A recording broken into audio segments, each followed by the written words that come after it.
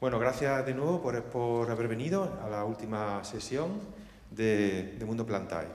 Hoy nos visita Paula Bruna y Emanuele Cocha, que anda por ahí sentado y que presentaré más adelante. En lugar de hacer las dos presentaciones a la vez, como en la primera sesión, voy a presentar primero a Paula y luego a Emanuele. La razón es para que, bueno, primero facilitar la labor de edición del vídeo y luego que si entra, como seguramente va a pasar, más público después de que haya empezado Paula, pues puede asistir a la presentación de la segunda conferencia. Me gustaría primero agradecer a Paula el haber sugerido, en cierto modo, el formato final de las charlas, porque fue una conversación con ella que apareció la posibilidad de unas sesiones dobles, un poco más largas, pero que seguramente muy enriquecedoras porque permiten bueno, cruzar puntos de vista, perspectivas distintas. No sé, a mí me ha gustado mucho la experiencia de la primera, en la que estuvieron Paco, María y Alberto, y creo que también puede ser muy enriquecedor para todos. El trabajo de Paula se despliega en una transversalidad disciplinar desde su doble condición de ambientóloga y artista. Preocupada por el cambio climático y por los límites del planeta, Paula Bruna formula la posibilidad de elaborar desde el arte y la ficción una respuesta al antropocentrismo, prestando en muchos de sus trabajos una atención cuidadosa hacia el mundo de las plantas, observando su capacidad de reacción al medio, su inteligencia, su forma de cooperación, adaptación y comunicación, y abriendo un espacio de reflexión y debate en torno a ellas y un repertorio de preguntas sobre las mismas que abarca desde las garantías legales que las protegen hasta los modos de coexistencia entre las plantas y otras formas de vida. Encarnando literalmente la relación piel contra piel de ella misma con las plantas y desde un conocimiento situado, tomando prestada la idea o el concepto de Donna Haraway, una autora también muy querida por Paula, desarrolla una investigación empírica entre el arte y las llamadas humanidades científicas, ensamblada en una obra artística llena de poética y de fragilidad.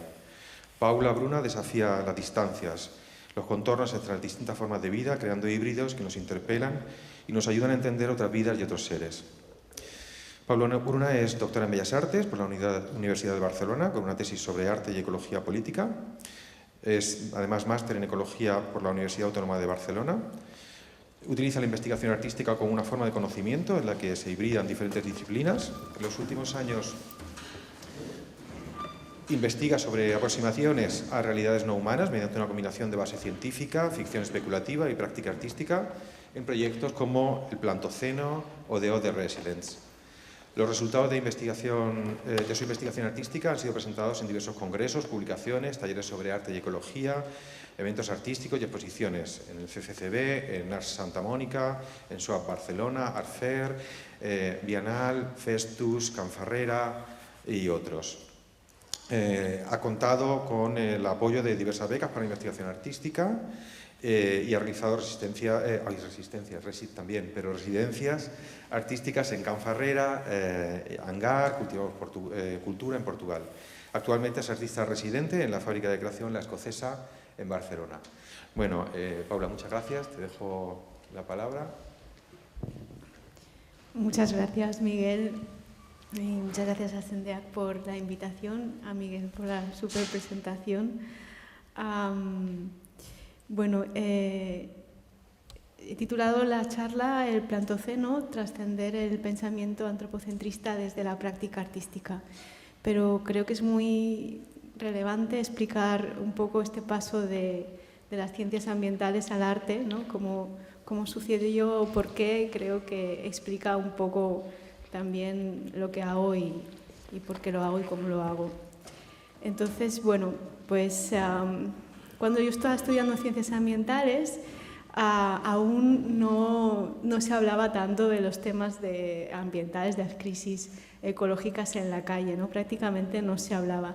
Sin embargo, ya entonces eran muy urgentes, ¿no? O sea, hacía tiempo que eran urgentes. En 1972, el grupo de Donella Meadows presentó en la ONU el informe de los límites del crecimiento, ¿no? El informe del Club de Roma sobre el predicamento de la humanidad, que básicamente dice algo que es muy sencillo, que es que si habitamos en un planeta que está limitado, y nuestra sociedad se basa en una economía de producción y consumo ilimitado, pues ahí hay un choque y vamos a tener problemas, ¿no? De una manera muy resumida, ¿no?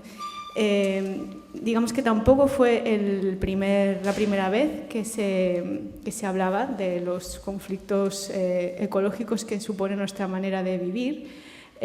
Hacía mucho tiempo que ya se estaba diciendo, pero sí que lo señalo porque es quizá pionero en cuanto a reconocimiento institucional, ¿no? Igual en la presentación de 1972 de este informe ya se reconoció institucionalmente que nuestro modelo socioeconómico bueno, tiene unas consecuencias ecológicas que nuestra propia sociedad no va a poder mantener, ¿no? Bueno, ¿y qué ha pasado desde entonces? Pues como veis en la gráfica, pues nada ha cambiado. Bueno, sí ha cambiado, digamos que ha empeorado de manera acelerada. Este es un gráfico de la evolución de la concentración de dióxido de carbono en la atmósfera y la flecha señala cuando se admitió, digamos, institucionalmente que nuestro modelo social socioeconómico tiene unas consecuencias ecológicas muy fuertes. Y digamos que no ha habido un cambio al respecto, ¿no? Podéis ver que el gráfico llega hasta 2021, o sea que ni siquiera el parón de la pandemia ha tenido una relevancia en cuanto a concentración de dióxido de carbono en la atmósfera, ¿no?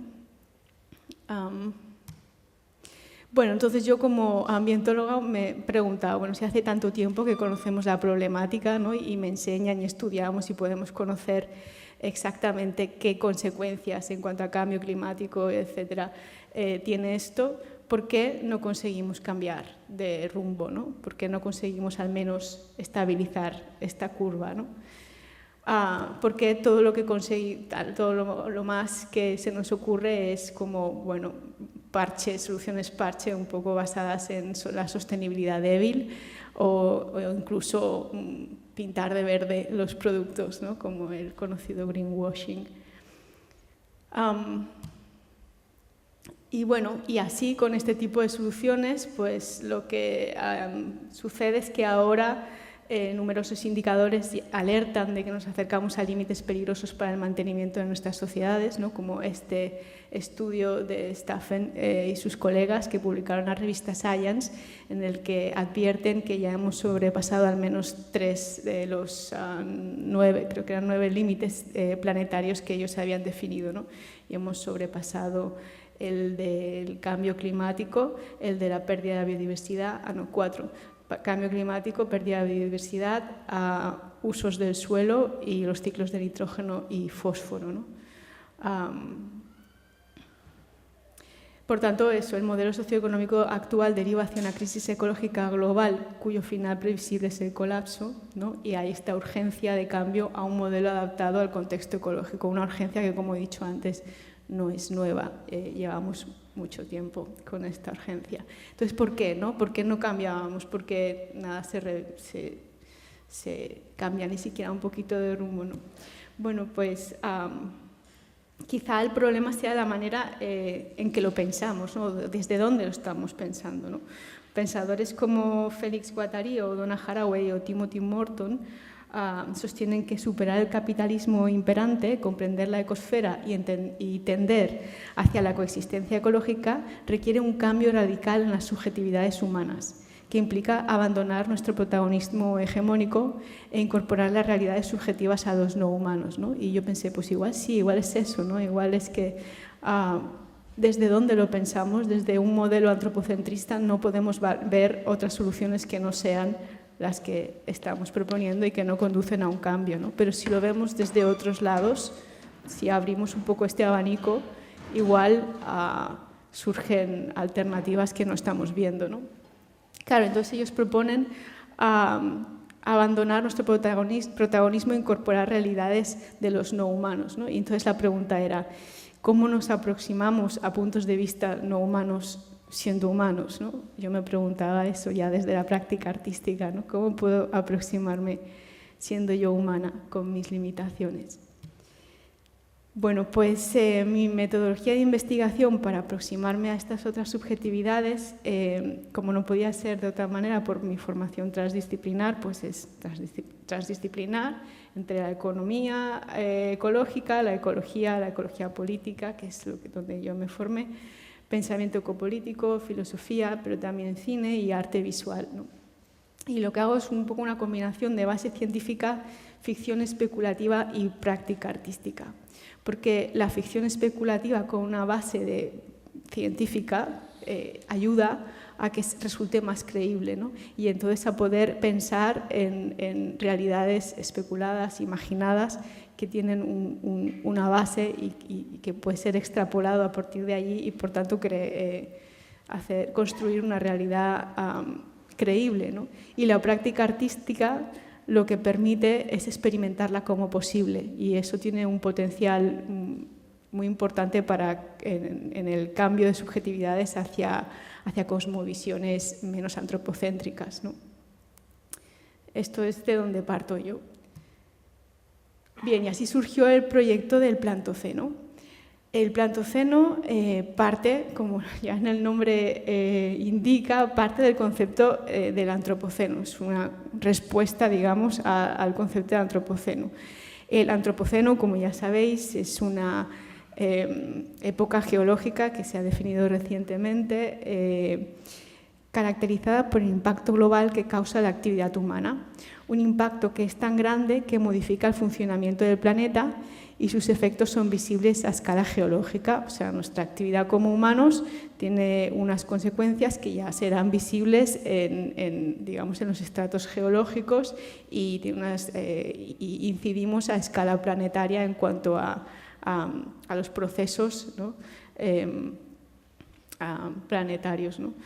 Y de funcionamiento del planeta. Entonces, desde que se acuñó el término antropoceno, pues como ya sabréis, se volvió súper popular, se volvió muy popular y aparecía en todos lados, ¿no?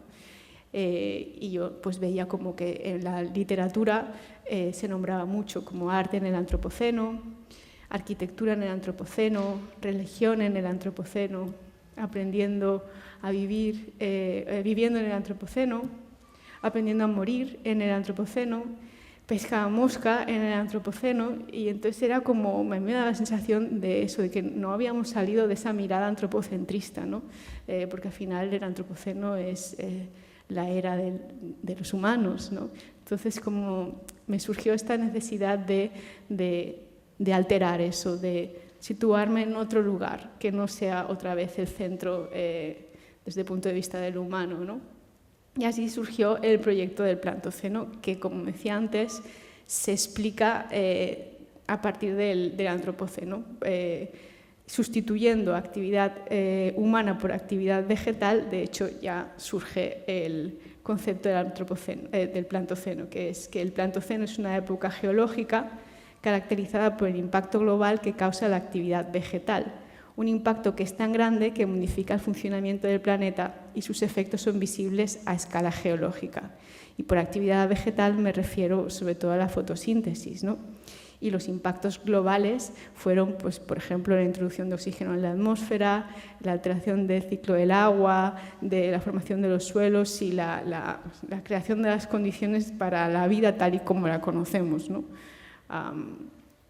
Por lo tanto, si aceptamos que existe un antropoceno, deberíamos aceptar también que existe un plantoceno, ¿no? Y que de hecho el antropoceno de existir depende del plantoceno, pero al revés no, porque nosotros dependemos para nuestra existencia de las plantas, pero las plantas de nosotros no, ¿no?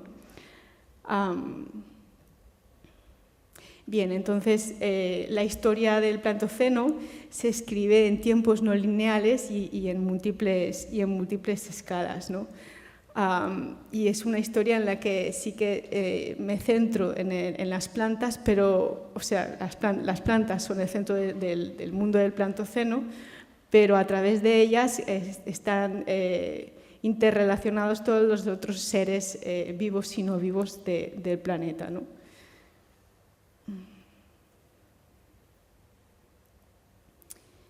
Vale.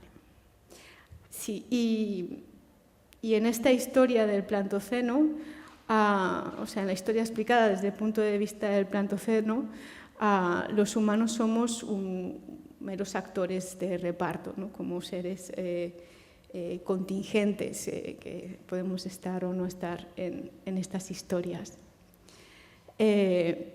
Bien, el Plantoceno no es la única alternativa que ha surgido al Antropoceno, ¿no? Han salido otras como el Gineceno, el Capitaloceno, el Plasticeno, ¿no? El Chuluceno, con el cual me identifico bastante, en la era del Chuluceno definida por Donna Haraway, ¿no? Esa era en la que Haraway pone de relevancia las interrelaciones entre los humanos y los no humanos, ¿no? Sin embargo, presenta diferencias con esta era, también con el Chuluceno. O sea, una cosa en común que tienen el Plantoceno con el Chuluceno, digamos, es que ambos son mundos de pensamiento construidos a partir de hechos científicos y ficción especulativa, ¿no? Ahí habría una metodología que igual se comparte, ¿no? Y también es una alternativa al excepcionalismo, individualismo, supremacismo y antropocentrismo del Antropoceno, ¿no? Y, por tanto, aporta una cosmovisión mucho más ecocentrista. Sin embargo, si el Chuluceno digamos que podría ser una nueva forma de vernos a nosotros los humanos en el mundo, el Plantoceno lo que ofrece es una nueva forma de ver el mundo desde una perspectiva ajena a nosotros, ¿no? Y aquí es donde está el potencial de cambio del Plantoceno, ¿no? En esta aceptación de la mirada desantropizada, ¿no? de la contingencia en este sistema de existencias. Desde el Plantoceno, los eslóganes del Chuluceno de generar parentescos y permanecer con el problema, que defiende Donna Haraway, se leerían un poquito de otra manera, que sería un poco tomar conciencia de nuestro parentesco desde la contingencia, puesto que ya estamos, ya somos parientes, ya existe este nexo de parentesco con las otras especies, ¿no? Lo que pasa es que igual no queremos o no lo vemos en nuestro comportamiento, pero más que generar sería reconocer esas relaciones ya existentes, ¿no? Y permanecer con el problema se leería un poco como aproximarse al problema desde múltiples puntos de vista, ¿no?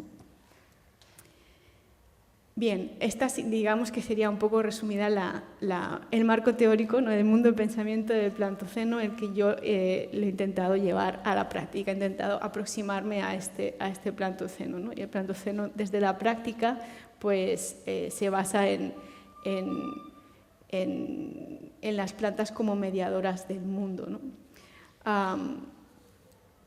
Y aquí hay que tener en cuenta que entonces esta aproximación a estos mundos no humanos a través de las plantas es a través de esta máxima alteridad, ¿no? Porque la planta podría decirse que igual es el ser vivo a nuestra escala más raro que hay, ¿no? O sea, no come como nosotros, no tiene ojos, no tiene manos, no se mueve como nosotros, es otra manera radicalmente diferente a lo que somos los humanos, ¿no? De hecho, a los niños les cuesta más tiempo entender que una planta es un ser vivo que un animal, ¿no? O sea, es algo como lo entendemos a priori más cercano a una cosa que a un ser vivo, ¿no? Por lo tanto, podría ser como eso, la máxima alteridad. Y, sin embargo, son omnipresentes, o sea, las tenemos en todos lados, pero también a la vez nos pasan muy inadvertidas, ¿no? No es lo que se llama plant blindness, ¿no? Ceguera a las plantas, no las reconocemos en el escenario, ¿no? Y como he dicho antes, son terraformistas, ¿no? En el sentido de que han generado y generan las condiciones para la vida tal y como la conocemos y especialmente para nuestra vida, ¿no? Que está absolutamente basada en las plantas, pero al revés no es tan así. Bien, entonces empecé a trabajar con las plantas en el taller Y eso me supone un ejercicio de ceder el control, ¿no? De adaptarme también a esos tiempos, a esos procesos y a esas escalas que no son la humana, ¿no? Digamos que mi hipótesis en este trabajo práctico sería como a través de las plantas intentar entender el entorno desde otro punto de vista, ¿no? El entorno entendido como el ecosistema, ¿no? Pero a la escala en que yo trabajo es el entorno inmediato, el lugar donde yo y las plantas habitamos, ¿no? Y mi hipótesis de partida es que a través de ella puedo entenderlo desde otros puntos de vista y eso tiene efectos en la manera en que yo me voy a relacionar en ese entorno y con los otros seres vivos que también están allí. Y bueno, explicaré algunas obras que para mí han sido puntos de inflexión en este proceso. Una fue esta de 2 vestidos, aproximaciones a lo no humano, ¿no? Que trabajando con las plantas, también en mi trabajo como ambientóloga, ¿no? Me percaté de la potencia de las raíces, ¿no? Entonces, como utilicé las raíces para coser un vestido y sí, planté un vestido y las plantas atravesaron la tela y bueno, cosieron perfectamente los trozos del vestido y yo a la hora de ponerme vestido, como tampoco soy nada performance ni actriz ni nada, pues me limitaba a enseñar lo bien que las plantas habían cosido el vestido y fue ahí cuando me di cuenta que eso no era realmente cómo yo me quería aproximar al plantoceno, ¿no? Pero porque de alguna manera estaba utilizando las plantas para una función que era el coser, ¿no? Una función muy humana y que no quería aproximarme así. Entonces decidí plantar otro vestido, uno más salvaje, en el sentido de que no estuvieran limitadas a un cierto lugar las plantas o que no tuvieran una función en el vestido, sino como, bueno, dejarlas crecer. Y sucedió pues estas cosas que suceden, como he dicho antes, que yo me tengo que adaptar a lo que sucede, a ceder el control, pues que llovió muchísimo esas semanas, yo tenía una gotera en el taller que caía justo donde estaba el vestido plantado, se llenó de moho, se llenó de bichitos, etcétera, y fue el día de ponérmelo, vino la fotógrafa, lo miró y me dijo, bueno, ahora te lo tienes que poner. Y yo pues me lo puse y al principio, pues claro, yo notaba toda la viscosidad del moho, notaba los animalitos recorriendo mi cuerpo y en la foto al principio se puede ver cómo estoy como sosteniendo el aire para no evitar tocar mi piel con el vestido, ¿no? Un poco aguantando. Pero luego, con un poco de tiempo, se me pasó esta sensación de asco primera, ¿no? de incomodidad.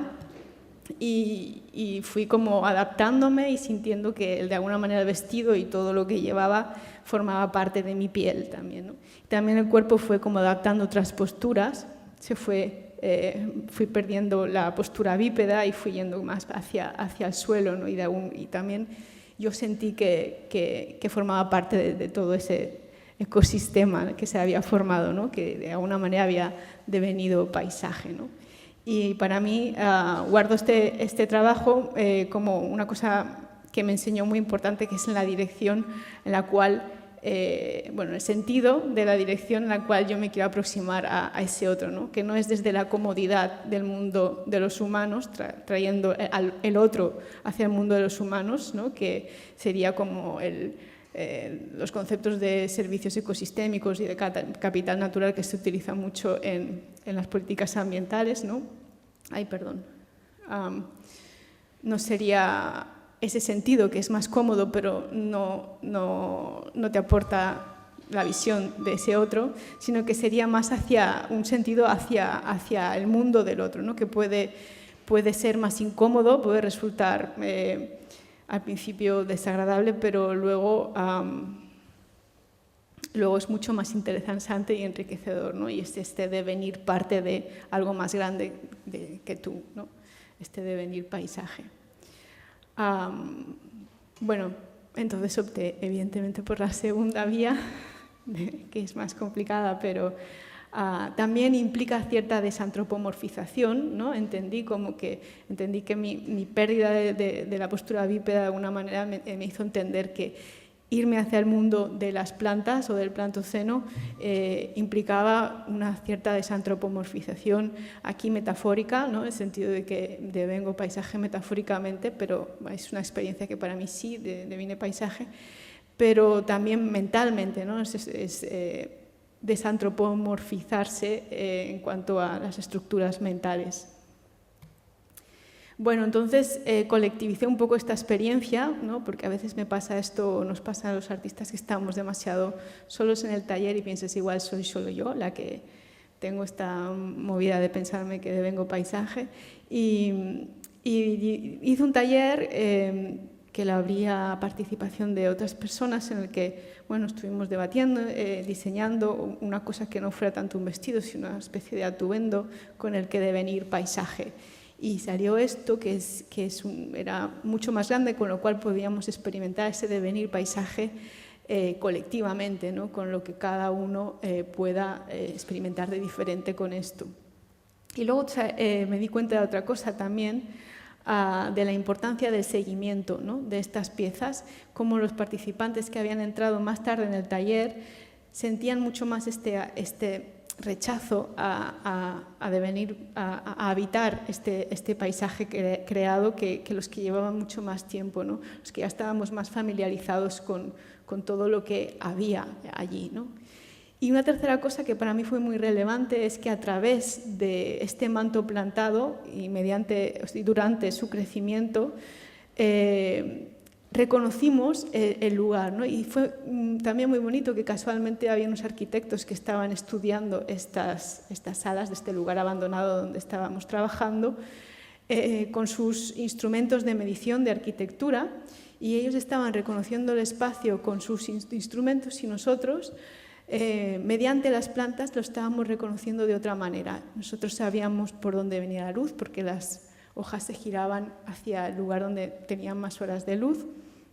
Sabíamos perfectamente dónde el suelo no estaba nivelado porque ahí se acumulaba un poco más de agua y las plantas crecían diferente, donde había un desconchado porque ahí caía también alguna gota y por tanto también crecía diferente. Sabíamos todo eso a través de las plantas y además sabíamos con qué otros seres vivos convivíamos, porque las plantas actúan como un imán para todos los otros seres vivos, ¿no? Entonces conocimos todo el ciclo de vida de las larvas de los mosquitos, también los gatos que ahí podían venir, los ratones, todos se acercaban y se hicieron visibles y evidentes, ¿no?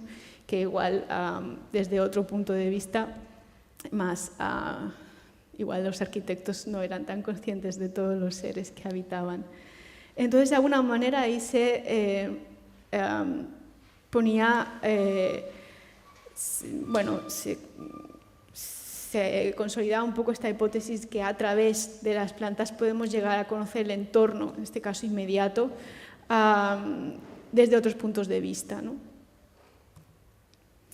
Bien, esto repetí, o digamos que hice obras parecidas, por ejemplo esta que es en mi taller, en la mesa de mi taller la planté, utilizo diferentes tipos de sustratos según donde estoy trabajando. Aquí era un sustrato de agar muy finito y la planté.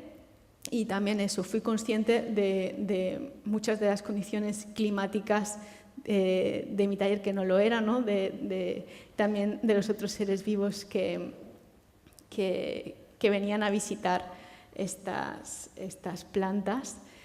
Por la tarde venían estas polillas blancas a posarse en la mesa, ¿no? Y luego también había una fila de hormigas que venía de la cocina de la residencia artística donde estaba, que eran 3 talleres más hacia allá, ¿no? Y de allí venía toda una fila, bajaba por esta pared y subía por la pata de la mesa y recogían las semillas que no habían germinado y se las llevaban otra vez hacia la cocina, ¿no?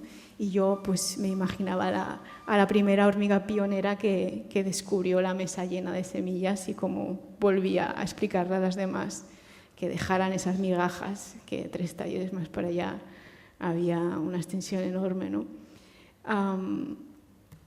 Y bueno, entonces, como en este caso estaban plantadas sobre una superficie de agar, estas semillas, lo que pasó es que el agar se fue secando, ¿no? Y al secarse se fue como reduciendo y formando esta especie de paisaje maqueta, ¿no? que es un poco el escenario de lo que sucedió, ¿no? Entonces, eso, yo las obras las entiendo como procesos, para mí las obras en las que yo trabajo son sujetos interrelacionados y en evolución, ¿no? Que transmiten información sobre el lugar. A través de ellas podemos llegar a comprender el entorno y sus habitantes no humanos desde otros puntos de vista. Esta en la foto es la mesa plantada y la mesa cuando se secó, digamos, ya sin lo que es la mesa, cómo quedó todo el agar seco, ¿no? Este es otro trabajo que hice en Austria, en una sala de un centro de arte, en el que seguí un poco el patrón de arquitectura paisajística que había fuera del centro de arte, ¿no? Aquello había sido, originalmente era una zona húmeda y la habían secado para hacer estos complejos, para extender la ciudad. Y el arquitecto había dejado unos parches, ¿no? Un poco en recuerdo de la vegetación que había. Y yo seguí un poco el dibujo que había afuera hacia dentro de la sala de exposiciones. Y lo completé con una serie de otras piezas pequeñitas y de todos los estudios y los relatos del Plantoceno en esta estantería, ¿no? Entonces, lo que planté allí fueron especies autóctonas de los humedales y también puse una especie invasora que existe también en el humedal que hay aquí, que se ve justo al lado del centro de arte, ¿no? Y lo que quise es un poco representar esta competencia o esta coexistencia más o menos desigual que existía fuera, dentro de la sala de arte. Y bueno, la exposición empezó que eran semillas y luego esto ya como a media exposición y lo que sucedió también es esto que comentaba, que yo me adapto a lo que sucede, ¿no? Y que yo, digamos que empiezo el proceso, pero luego aquello se interrelaciona y hay artistas invitados, y en este caso el artista invitado fue un hongo blanco que apareció y arrasó con todo, y por tanto no ganó ni una ni la otra, sino que hubo un tercer ser que se vio beneficiado de la calefacción del centro de arte y se extendió, ¿no? Y bueno, y un poco mi trabajo es atender a todos esos procesos y entender el entorno y las condiciones a través de lo que va sucediendo, ¿no?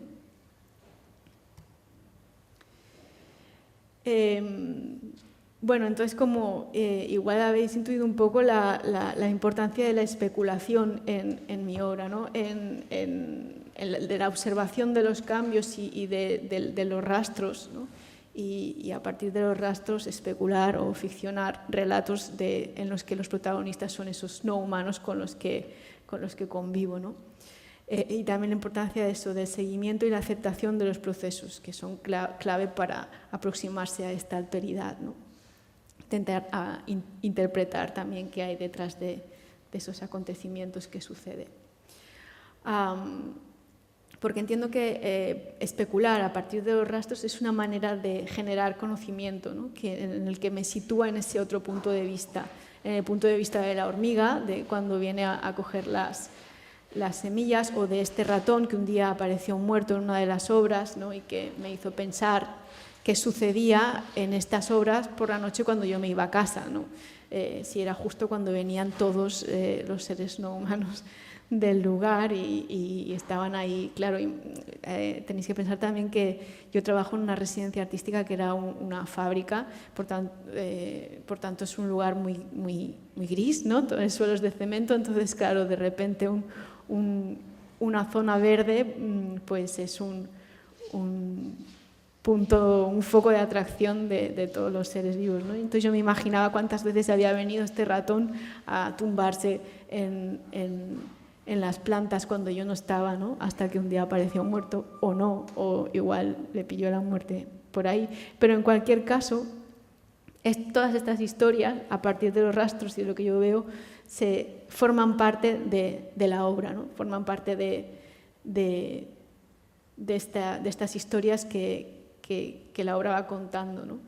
De hecho, las considero registros, ¿no? Son registros especulados, ¿no? Me interesa explicar lo que sucede desde muchos puntos de vista, más o menos ficcionados o especulados, también con una base científica o lógica, ¿no? Pero me interesa más este tipo de registros frente a lo que, digamos, serían los registros científicos, ¿no? Que buscarían una única realidad objetiva, ¿no? Yo busco una multiplicidad de realidades subjetivas.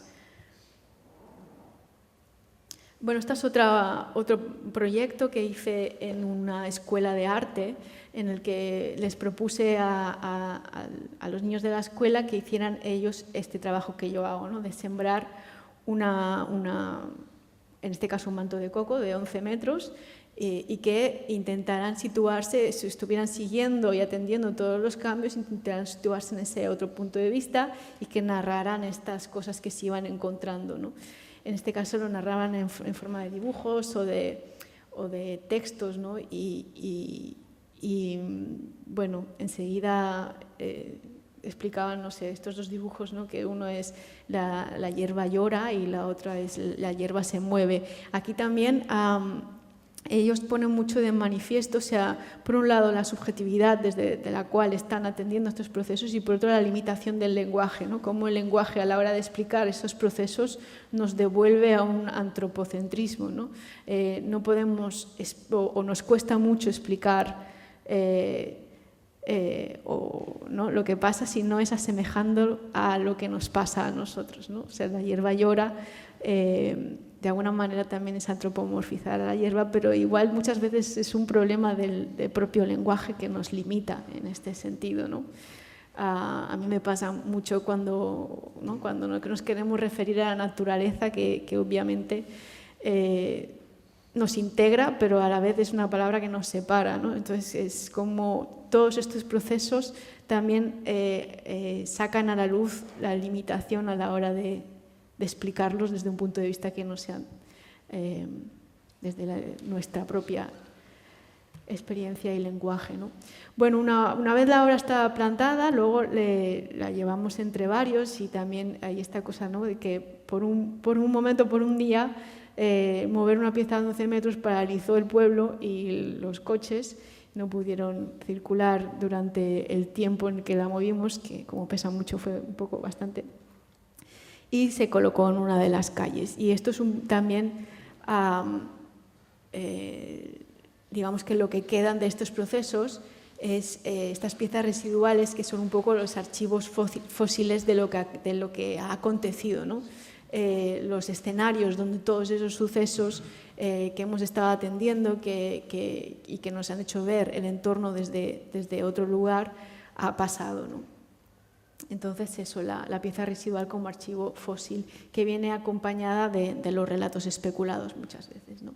Entonces así para recapitular esta parte, ¿no? Un poco los aspectos que definen mi práctica artística o lo que yo considero más relevante a la hora de aproximarme en la práctica a este plantoceno es el hecho de percatarme cómo las plantas pueden ser mediadoras de este mundo, ¿no? O mediadoras para entender el entorno, ya sea el inmediato como el planetario desde otros puntos de vista, ¿no? La importancia del sentido de la dirección en la aproximación al otro, ¿no? Hay el ejemplo de los dos vestidos, no desde la comodidad del mundo antropocentrista, ¿no? Como serían las políticas ambientales actuales, sino desde la incomodidad inicial, pero después ya no tanto, del desantropomorfizarse, ¿no? Metafóricamente y mentalmente, ¿no? Y luego para mí eso, los procesos como obra, como una obra que no es inerte, al revés, que interrelaciona y se comunica con el exterior, y es así como lo explica también, ¿no? La importancia de la especulación a partir de la observación de los cambios y de los rastros, y lo que queda es esta pieza residual como archivo fósil del acontecido, acompañado de esta multiplicidad de relatos subjetivos, especulados, en los que los protagonistas no somos los humanos, sino que son los no humanos con los que vivimos, ¿no? Por tanto, bueno, toda esta práctica me permite aproximarme en cierta manera a otras realidades, ¿no? Y así comprender el entorno y sus habitantes desde otros puntos de vista, ¿no? En todo esto, pues, al final toda esta práctica, todos los relatos y toda la obra diluye un poco nuestro protagonismo, ¿no? En la manera de pensar, porque no somos nosotros los protagonistas, y permite plantearnos o abre la puerta a que nos planteemos otras formas de coexistencia, ¿no? Una vez hemos entendido el entorno y con quién vivimos, sus historias, empatizar o el sentirse parte de eso a través de sentirse parte de devenir paisaje, pues hace que esa convivencia sea diferente después, ¿no? O pueda ser diferente, abre la puerta a que pueda ser diferente. Bien, y a partir de las plantas, enseguida, pues como decía, vienen también los animales, ¿no? Esto es una obra que hicimos en Fabra y Coats.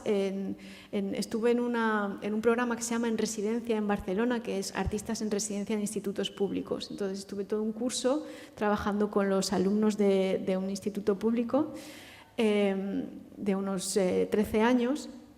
Estuvimos trabajando en descubrir todos los seres no humanos que habitaban en el entorno de su instituto y aproximarnos a esos otros puntos de vista.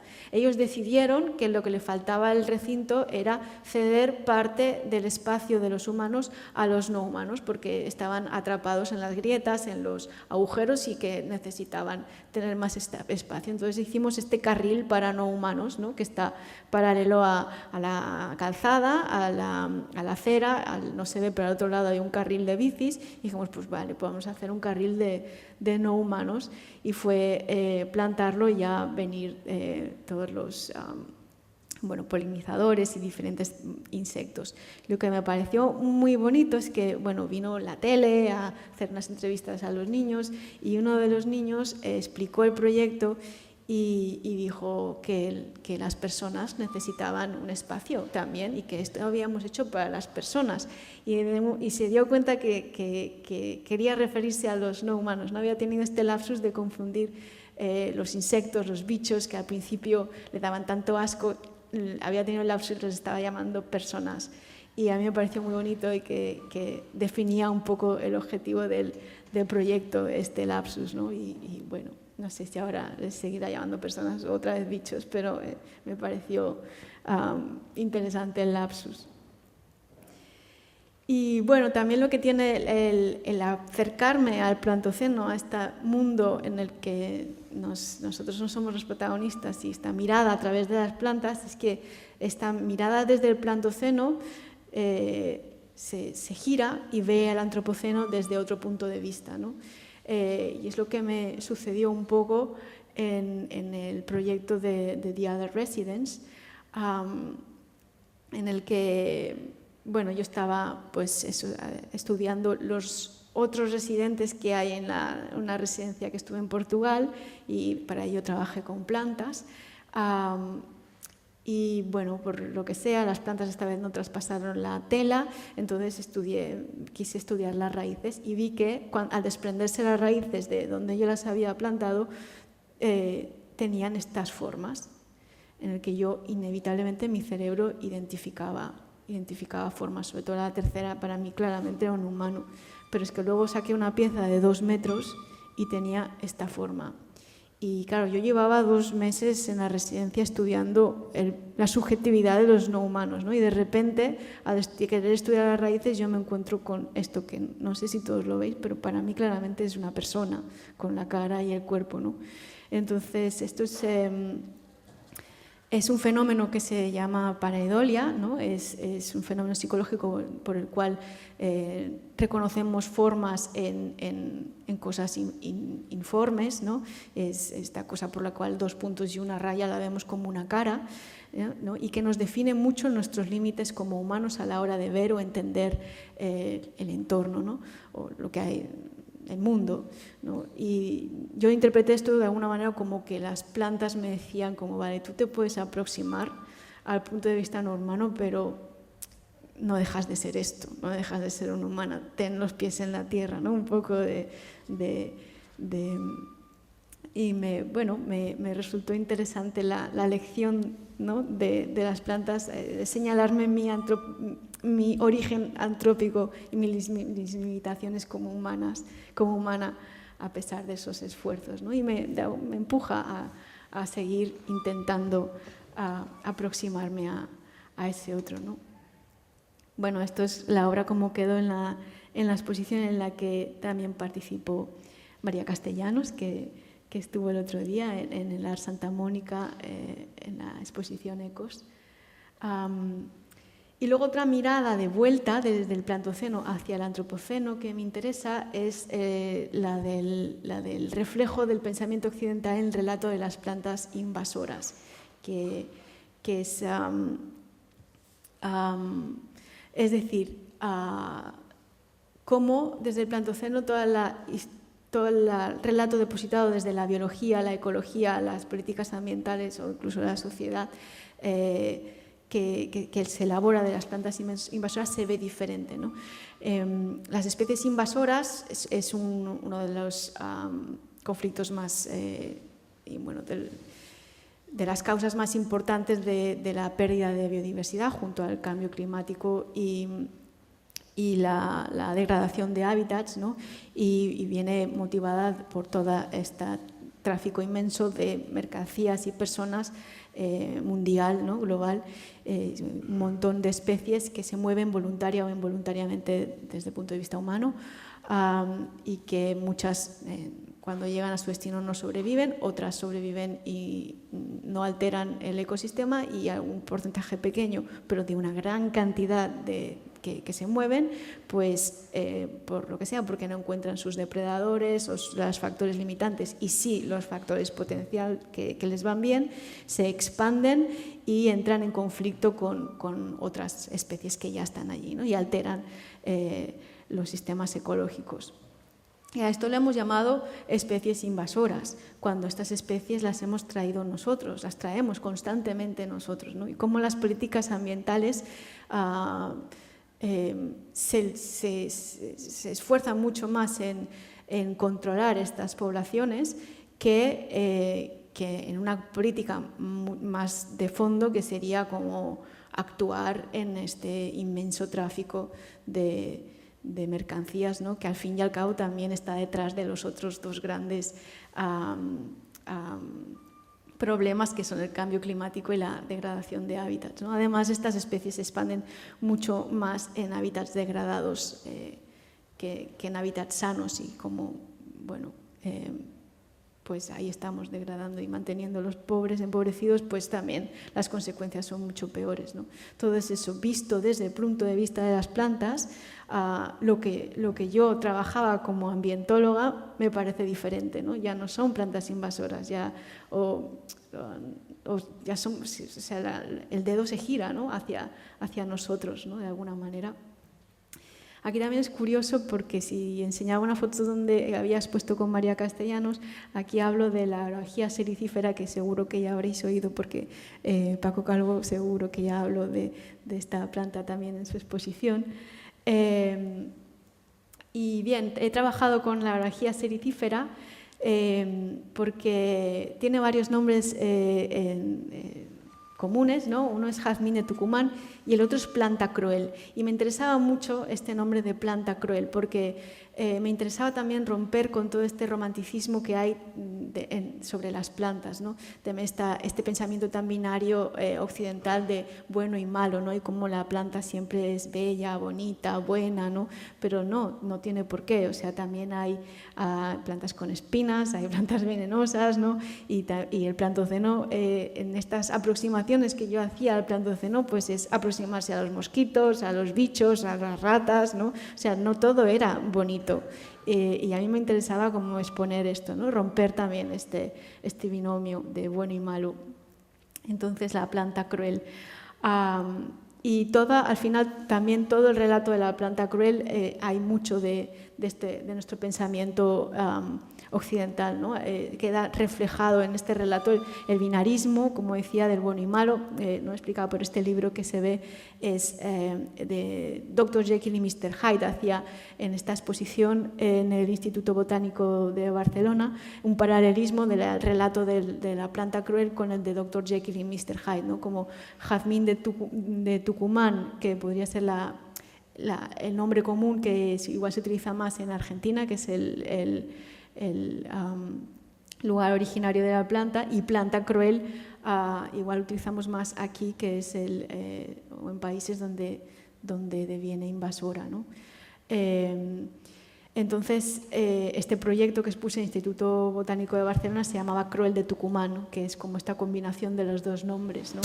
Y exponía este binomio de Dr. Jekyll, que es la planta cruel aquí, no, esto lo digo bien, no, Dr. Jekyll, que es el jazmín de Tucumán en Argentina, y Mr. Hyde, que es la planta cruel aquí, ¿no?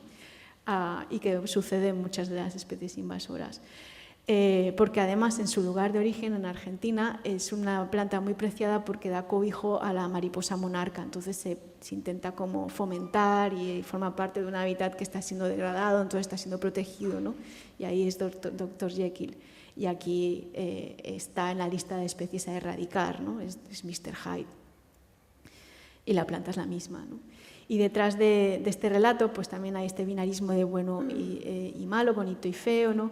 Este antropocentrismo, ¿no? Con el cual, por ejemplo, se describe que la planta cruel es invasora y lo que hace es que asfixia a las plantas autóctonas, ¿no? Y como asfixiar es una palabra muy, muy antropocentrista, ¿no? O sea, como incluso desde la biología se utiliza también una descripción muy antropocentrista, ¿no? Como uno se da cuenta que el biólogo se ha situado en el lugar de la planta autóctona a la hora de decir que la planta cruel la asfixia, ¿no? También el colonialismo, porque Araujía viene del conde de Araujo, un conde que financió una de las exposiciones, de las expediciones botánicas, que nunca fue a Sudamérica, sin embargo, le pusieron el nombre en su honor. Y sin embargo, el nombre que le pusieron en su honor ahora figura en la lista de especies a eliminar en muchos países, a excepción de Argentina. En fin, todas estas contradicciones, ¿no? El utilitarismo también que hay detrás de toda la gestión de esta planta, etcétera. Y yo lo que propuse en el Instituto Botánico de Barcelona, que ya para mí exponer un proyecto de una planta invasora allí, pues ya era como una cosa interesante, y lo que hice es intervenir dos aparadores, vitrinas, dos vitrinas, ¿no? En una con una estética un poco más científica, ordenada, numerada, con pies de obra. Lo que hacía un poco es romper este relato, todos estos relatos antropocentristas que hemos depositado en la planta, con una multitud de relatos subjetivos, ¿no? Que desmontaban un poco, evidenciaban estas ficciones en las que se construye el relato fundacional de nuestro pensamiento occidental, ¿no? La ficción del binarismo, la ficción del supremacismo, ¿no? De alguna manera las ponía en evidencia. Y en la segunda vitrina lo que hice es invadirla. La asfixié con la planta cruel y la invadí con sus semillas. Y también había una videoinstalación en la que se proyectaba películas de plant horror, de películas de horror de terror de plantas, ¿no? Que es, bueno, no es esta instalación, pero sería una parecida, ¿no? En el que hay secuencias de películas que atacan a las personas, ¿no? Un poco también ironizando o poniendo, llevando al extremo este temor que tenemos, ¿no? O que se refleja en las películas de terror de plantas, a que las plantas que se nos escapen de nuestro control, ¿no? Que crezcan más allá de nuestro control, ¿no? Y estas ficciones que quedan reflejadas en estas películas desvelan la ficción de nuestro propio pensamiento, ¿no? La ficción de que lo controlamos todo y por tanto el miedo a perder el control, la ficción de que somos los únicos que podemos crecer ilimitadamente, los demás no, ¿no? La ficción de la supremacía humana y por tanto el miedo a perderla. Y bueno, y entonces como que jugaba un poco con este contraste. Por un lado la belleza, ¿no? O me gustaba un poco romper esta belleza o este romanticismo de la planta, que también es muy bonita, de hecho tiene un fruto precioso y unas semillas súper bonitas, con la crueldad, ¿no? de estas imágenes que amenazan el antropocentrismo un poco. Bien, entonces, bueno, me interesa, ahora estoy un poco investigando esto, el relato de las plantas invasoras, ¿no? Que es el relato que hemos depositado en ellas, que representa los estragos de nuestra sociedad en los ecosistemas, ¿no? Los Frankenstein de la globalización, ¿no? Y ahí hago un poco referencia a Bruno Latour con su eslogan un poco de Love Your Monsters, ¿no? Este texto que habla mucho de querer a nuestro Frankenstein, ¿no? Y de Donna Haraway cuando habla de permanecer con el problema, ¿no? Stay with the trouble, pues el problema o nuestro Frankenstein son estas plantas invasoras, ¿no? Las cuales tenemos que convivir ahora. También es un relato que pone en evidencia la subjetividad humana que impregna la botánica, la ecología y la gestión ambiental, ¿no? Y de aquí también esta necesidad que hablaba al principio como ambientóloga de salir de ese punto de vista, ¿no? De intentar abrir este abanico de realidades hacia los otros no humanos, porque si no seguiremos proponiendo lo mismo que no nos está llevando a nada, ¿no? Y también es un relato que refleja las limitaciones, las ficciones y las aporías de nuestro pensamiento occidental, ¿no? Refleja lo binario que es nuestro pensamiento, lo antropocéntrico, la excepcionalista, supremacista, patriarcal. Por tanto, en estos trabajos lo que intento es eso, ¿no? Desantropomorfizar el pensamiento y desantropomorfizar todas las disciplinas, en especial las que a mí me tocan más de cerca, ¿no? La ecología y la gestión ambiental. Y bueno, en esta charla un poco, he hecho un poco un círculo, ¿no? Partiendo del antropoceno, he explicado el mundo de pensamiento, ¿no? El marco teórico del Plantoceno, ¿no? El Plantoceno como una nueva era desde la cual se reescribe el pasado y también se ve diferente este presente, incluso el tiempo se ve diferente, ¿no? También he explicado un poco cómo yo intento aproximarme a este Plantoceno desde la práctica artística y por tanto entender el entorno desde otros puntos de vista. Y mi convivencia o nuestra convivencia con los demás seres, ¿no? Y volver desde ese Plantoceno, volver la vista hacia el Antropoceno, intentar alterar de alguna manera esas estructuras de pensamiento tan basadas en el punto de vista humano, ¿no? Y hasta aquí mi charla. Muchas gracias por la atención.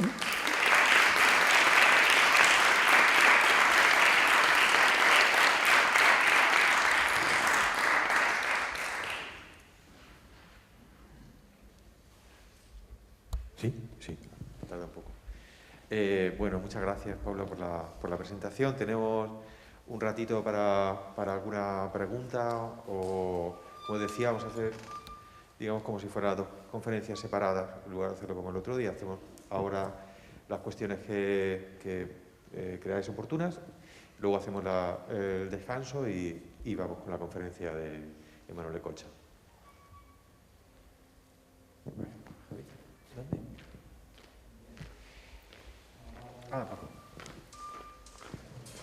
Gracias. Muy buenas, Paula. Gracias por la charla. Me ha encantado.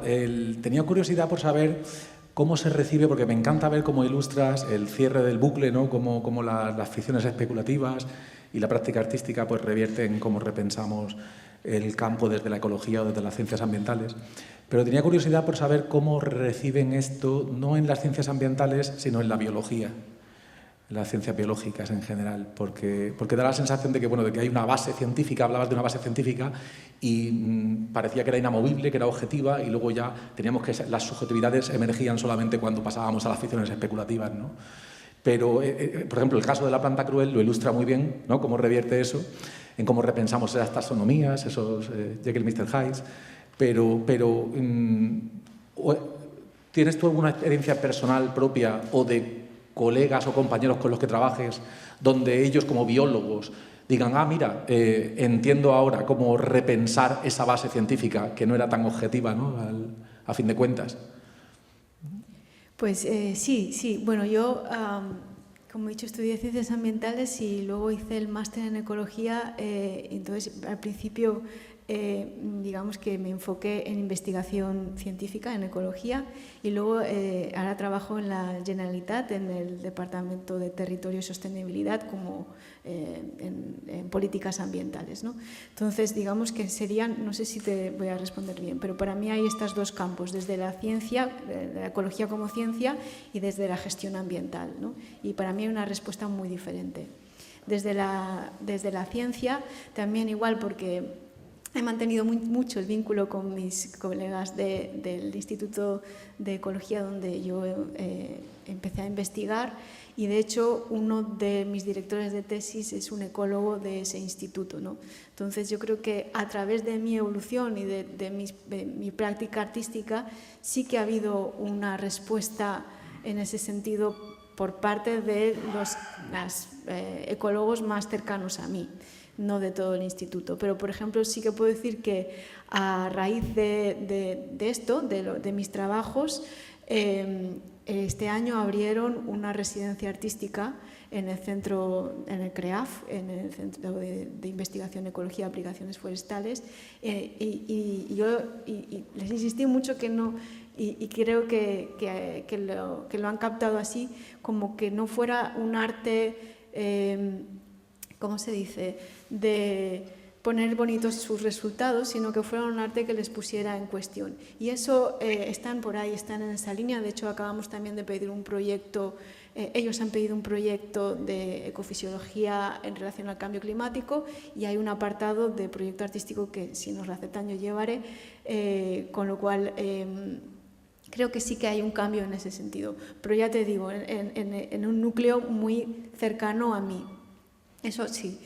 En cambio, la gestión ambiental lo veo mucho más complicado porque, claro, es en la administración, eso es un dinosaurio para mover, y creo que eso aún tardará mucho más. Creo que en ese sentido los científicos tienen la mente mucho más abierta, están mucho, igual también desde la ecología, no sé, desde otras ciencias, yo hablo desde la ciencia de la ecología, mucho más abierta a especular, a ficcionar, a cuestionarse, y a sumar puntos de vista, porque también sienten que hay una limitación en estas aproximaciones, ¿no? Y están interesados en abrir puertas, ¿no? Mientras que igual la gestión ya les es cómodo, están más en una comodidad, ¿no?, que no interesa igual tanto, o es mucho más complicada de hacer este cambio.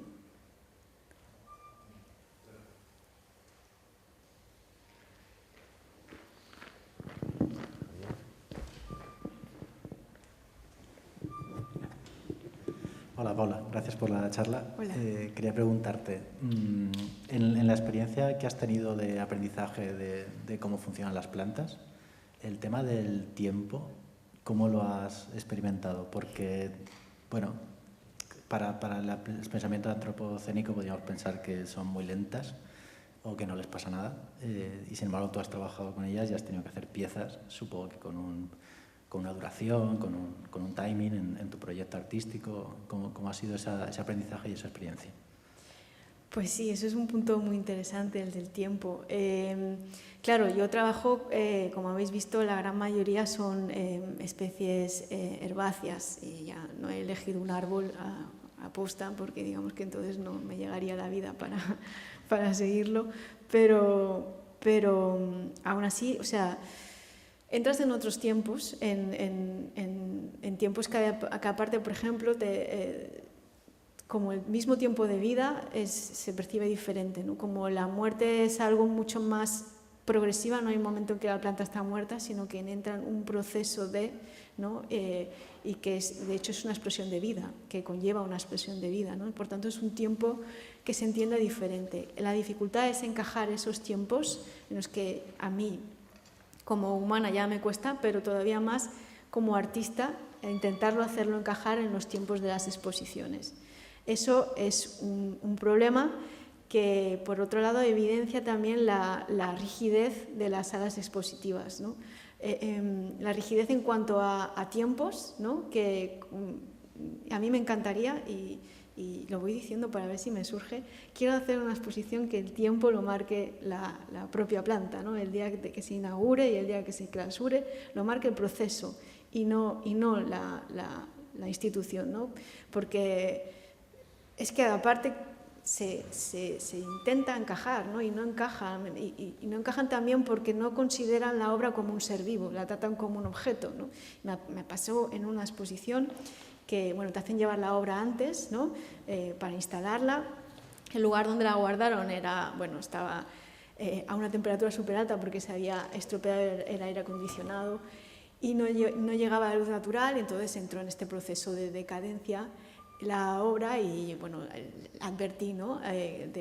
La obra ya, quiero decir, ya entraba en un proceso de decadencia, ¿no? Y los responsables de la institución artística era como, pues qué pena, te damos todo el dinero que quieras, que necesites para que vuelvas a la obra como estaba. Y yo, pero es que yo no, o sea, no habéis entendido que es un proceso de muerte, entonces yo no puedo revertirlo, o sea, y es más, yo no puedo revertirlo y a mí y tampoco lo quiero ocultar, o sea, este proceso de muerte habla sobre las condiciones del lugar también, ¿no? Y eso es lo que se va a exponer y para mí es interesante también, ¿no? O sea, que no solo es el tiempo, que para mí es una cosa súper importante, sino que el propio espacio y que se pone en evidencia mucho más en los formatos expositivos.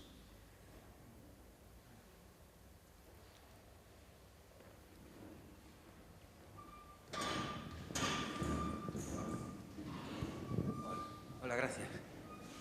Pues, bueno, yo soy Fernando Roldán, de la galería, el antiguo director de la Galería Cabe Canem de Sevilla. Y es curioso lo que acabas de... Bueno, ante todo, bueno, pues muchísimas gracias y me ha encantado la exposición, ¿no? Yo creo que fue en el año 96, 97. Hicimos una exposición en Cabe Canem, que era unas alubias puestas sobre platos, con un poco de algodón mojado, y duró la exposición hasta que aquellas plantas cogieron casi 1,5 metros por ahí, ¿no? Quiero decirte que ya se hacía, por lo menos nosotros tratamos de hacer algo parecido, ya sé que eso no es habitual. Era una exposición de Xavier Manubén, catalán, ¿no?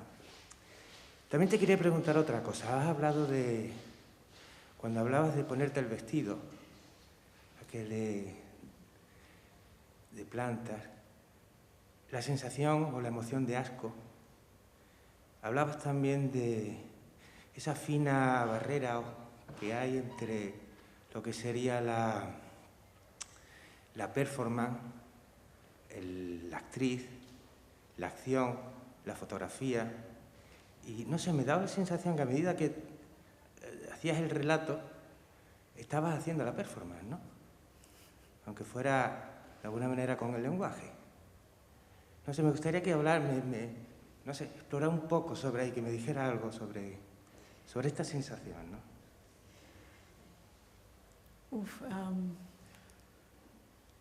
Y puede que sea más performance ahora que cuando me ponía el vestido, sí.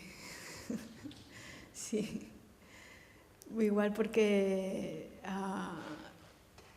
al relatarlo a posteriori, ¿no? Que quiere decir que ya lo he digerido, lo he entendido, le he puesto palabras y ahora las interpreto de alguna manera. Mientras que entonces era muy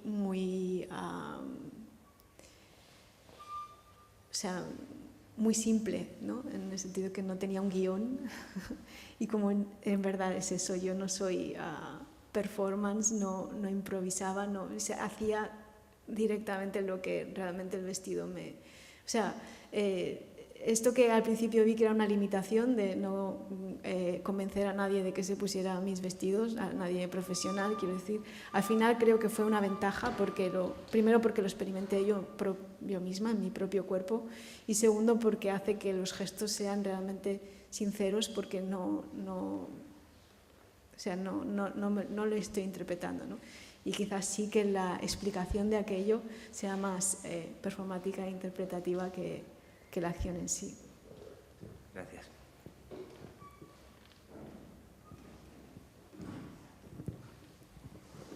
¿Alguna pregunta más?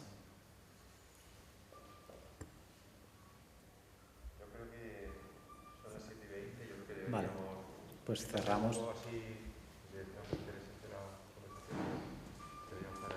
Muchas gracias. Muchas gracias, Paula. Gracias.